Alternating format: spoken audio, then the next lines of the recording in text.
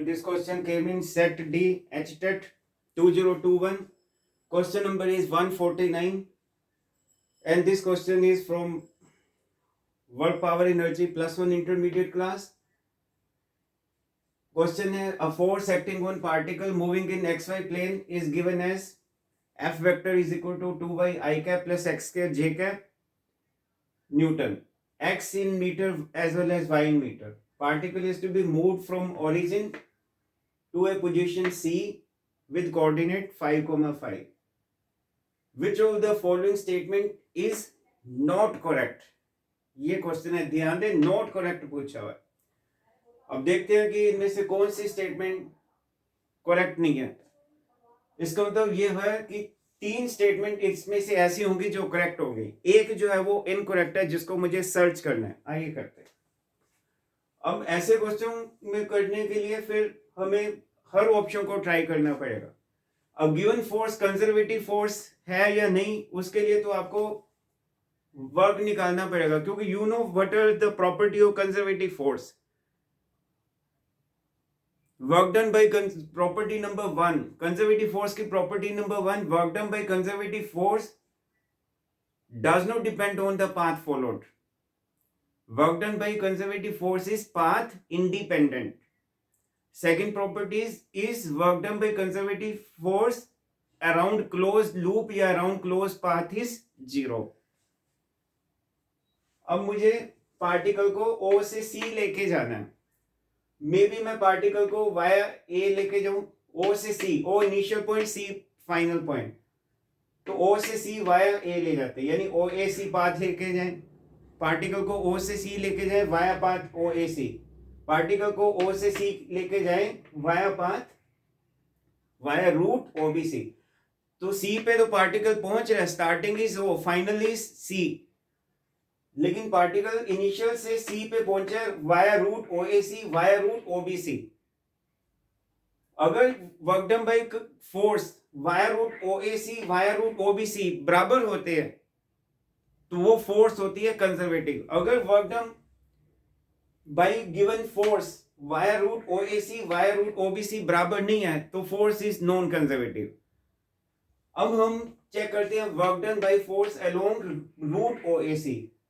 दूसरा यहां लिखा है work done by conservative force along route OBC. यहां पे वो उसको जैसे यहां पाथ OAC लिखा था, यहां पाथ OBC लिखना चाहिए, BC नहीं, OBC आना चाहिए. O is missing here. और तीसरा हम सीधा ही ऐसे चले गए O से C, बजाय कि ऐसे जाए या ऐसे जाए, सीधा ही ऐसे जाए. तो किस पाथ के लॉन्ग वर्क कितना है, OAC के लॉन्ग वर्क कितना है, OBC के लॉन्ग वर्क कितना है, OC के लॉन्ग वर्क कितना है. तो अगर फोर्स कंजर्वेटिव होगी तो यकीन मानिए work done along path OAC is equal to work done along path OBC is equal to work done along path OC, अगर फोर्स कंजर्वेटिव हुई तो. और अगर फोर्स नॉन कंजर्वेटिव हुई तो फिर वर्क डन इन तीनों रूट के अलोंग डिफरेंट होगी. जैसे कि यहां डिफरेंट है, OAC के along 125 joule, via path OBC 50 joule, सीधा O से C जाते हैं तो 200/3 जूल. तीनों वर्क अलग अलग है. अगर अलग अलग है तो फोर्स नॉन कंजर्वेटिव होनी चाहिए, और यहां तो फोर्स कंजर्वेटिव है. तो इसका मतलब अगर ये अलग अलग है तो ये नॉन कंजर्वेटिव होना चाहिए. इसका मतलब ये मुझे ये पहले चेक करना क्या work done via path OAC 125 है, इधर 50 है, इधर 200/3. तो मुझे एक एक ऑप्शन को ट्राई करना पड़ेगा, और कोई वे आउट नहीं है. So let me first try option number 2. Force conservative non conservative तो ये बाद की बात है, पहले ये तो निकालें कि वर्क के अलग अलग आ रहे हैं या सेम आ रहे हैं. So particle is taken along path OAC. Try करते हैं. So let us find work done by force. हम सब जानते हैं work done is dot product of force and displacement. और displacement जो है d vector s, which is I cap dx plus j cap dy. और वेक्टर f मुझे ये दिया हुआ है 2y I cap plus x cap j cap. जब डॉट प्रोडक्ट लेते हैं तो आप जानते हैं I cap dot I cap is 1, j cap dot j cap is 1. 9 relation होते हैं जिसमें 3 रिलेशन 1 होते हैं, 6 रिलेशन 0 होते हैं। 0 कौन से होते हैं? आई कैप डॉट जे कैप, जे कैप डॉट के कैप, एटसेट्रा एटसेट्रा। तो जब मैंने ये आई कैप डॉट आई कैप 1 तो 2y dx, जे कैप डॉट जे कैप 1 तो एक्स स्क्वायर dy। ओ ए सी के लिए निकाल दे पहले। ओ ए देखिए, ओ तो ओरिजिन है कोऑर्डिनेट 0 0, ए पॉइंट एक्स एक्सिस पे है तो वाई कोऑर्डिनेट इज 0। जाहिर सी बात है, एक्स है वाई तो ये 5 ही होगा। बी के कोऑर्डिनेट क्या बनेंगे? ये वाई एक्सिस पे है तो इसमें एक्स कोऑर्डिनेट 0 होगा, तो नेचुरली ये 5 आ जाएगा। तो बी के कोऑर्डिनेट 0,5, सभी पॉइंट के कोऑर्डिनेट लिख लीजिए। अब देखिए अलोंग ओ ए कौन सी चीज चेंज नहीं हो रही है? देखो इसमें y कोऑर्डिनेट इज 0 ओ का, और a का भी y कोऑर्डिनेट 0 है, तो इसका मतलब y जो है वो चेंज नहीं हो रहा। इसका मतलब dy is 0 along x axis, तो y इज 0। तो ओ ए के अलोंग जो है y 0 है, dy 0 हो गया। इसका मतलब ओ ए के अलोंग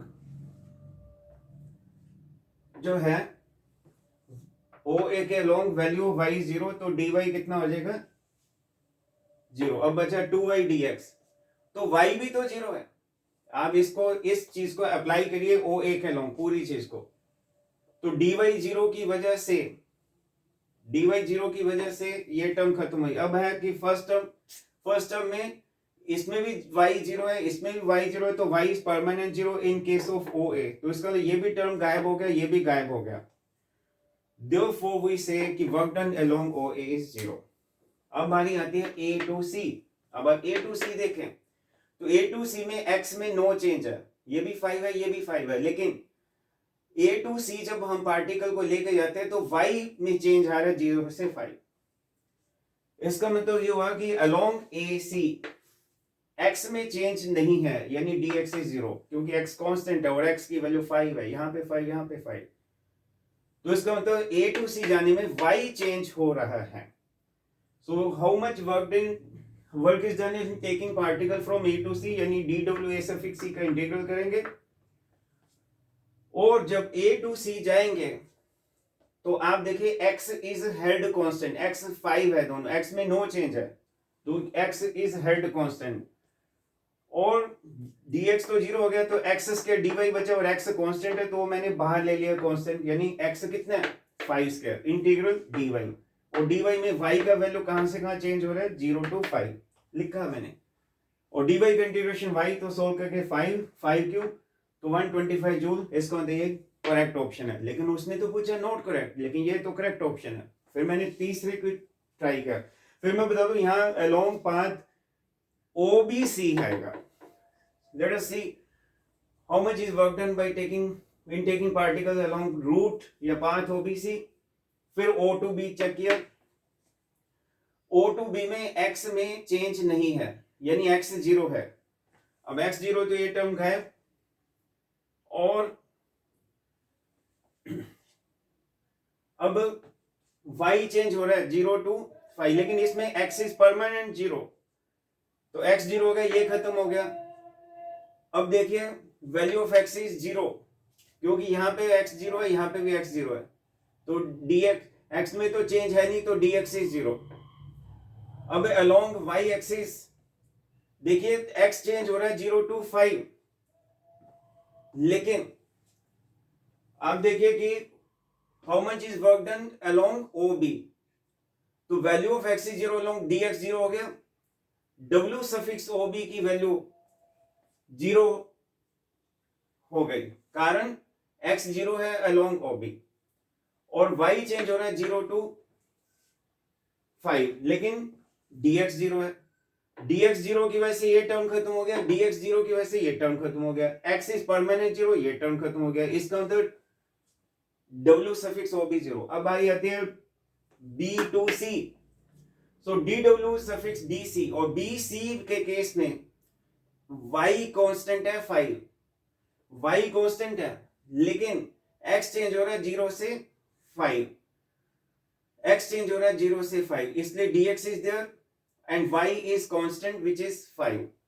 तो dw सफिक्स dc में ये टर्म आएगा, ये टर्म क्यों नहीं आएगा x स्क्वायर dy, क्योंकि dy इसलिए क्योंकि इसमें भी y 5 है, इसमें भी y 5 है, तो y में नो चेंज. जब b से c जाते हैं तो y में नो चेंज, y में नो चेंज तो dy 0. इसका मतलब ये टर्म खत्म. तो dw b सफिक्स c में ये टर्म सर्वाइव करेगा 2y dx, और y में चेंज नहीं है तो 2y कांस्टेंट इंटीग्रल dx, और 0 से 5 यानी x चेंज हो रहा है 0 से 5. तो ये सिंप्लीफाई करके 50 जूल, और ये भी करेक्ट ऑप्शन है. लेकिन आप देखिए कि work done along route OAC 125 joule, work done along route OBC 50 joule. तो दोनों वर्क डन तो फोर्स नहीं किया, लेकिन दोनों रूट के अलोंग वर्क डन की वैल्यू अलग अलग है. तो इसका मतलब यकीन मानिए कि फोर्स कंजर्वेटिव तो हो नहीं सकती. इसका मतलब फोर्स नॉन कंजर्वेटिव है. इसका मुझे पता चल गया कि ये पहला ऑप्शन ही इनकरेक्ट है. फिर भी मैं चूंकि थर्ड ऑप्शन को वेरीफाई कर दे तो कोई आंसर तो मेरे को मिल चुका है. Let us find work done by force along OC. अब OC में OCC में जाइए 0 0, ये 5 5 0, ये यहाँ पे x5, यहाँ पे x0, x भी चेंज हो रहा है, y भी चेंज हो रहा है. पिछली बार x चेंज होता था तो y नहीं होता था, y चेंज होता है तो x नहीं था. इसमें तो दोनों चेंज हो रहे हैं, x भी चेंज हो रहा है, y भी चेंज हो रहा है. तो इसमें कैसे करें? फॉर्मूला तो वही है dw का, ये जो लिखा हुआ है. एट एवरी इंटरवल आप ये देखिए कि ये वैल्यू भी 5 है, ये वैल्यू भी 5 है, तो 45 बनेगा. स्लोप कांस्टेंट है, y is equal to mx plus c. और जब स्ट्रेट लाइन ओरिजिन से पास हो तो इंटरसेप्ट 0 होता है, और m की वैल्यू tan थीटा tan 45 1 है. अब tan theta is perpendicular base, तो इसका मतलब ये हुआ कि ये y है और ये x है. tan theta is y over x, तो x इक्वल टू y, क्योंकि स्ट्रेट लाइन का इक्वेशन क्या होता है बोलो, y is equal to mx plus c. c इसलिए 0 है क्योंकि स्ट्रेट लाइन ओरिजिन से पास हो रही है. m स्लोप है, slope tan 45 degree into x, tan 45 is x, तो 1 इंटू x. तो इसका मतलब y की वैल्यू x हो गई, या x की वैल्यू y बोलो या y की वैल्यू x बोलो, तो मैं अपनी कन्वीनियंट के मुताबिक रखूंगा. और तो यहाँ पे 2y dx है, dx है तो x की लिमिट, dy है तो y की लिमिट. अब यहाँ dx है लेकिन यहाँ पे y है, लेकिन y की वैल्यू मैंने x लिख दी. यहाँ पे dy है लेकिन यहाँ पे x है तो x की वैल्यू y लिख दी, ताकि ये सारी चीज y में आ जाए, सारी चीज x में आ जाए. अब dx है, o से c में x कहां से कहां चेंज हो रहा है, 0 से 5. o से c में y कहां से कहां चेंज हो रहा है, 0 से 5. सिंप्लीफिकेशन 200/3, ये भी करेक्ट ऑप्शन है. Correct correct correct 2 3 4 all the 3 option correct. लेकिन चूंकि work done bye 4 path OAC and 4 path OBC and 4 path OC बराबर नहीं है, इसका मतलब ये जो गिवन फोर्स का जो वर्क डन है ये पाथ डिपेंडेंट हो गया. और जो फोर्स का वर्क डन पाथ डिपेंडेंट होता है वो फोर्स हमेशा नॉन कंजर्वेटिव होता है. और नॉन कंजर्वेटिव फोर्स के केस में work done bye non conservative force around close path भी 0 के बराबर नहीं होता. Work done bye non conservative force path dependent होता है.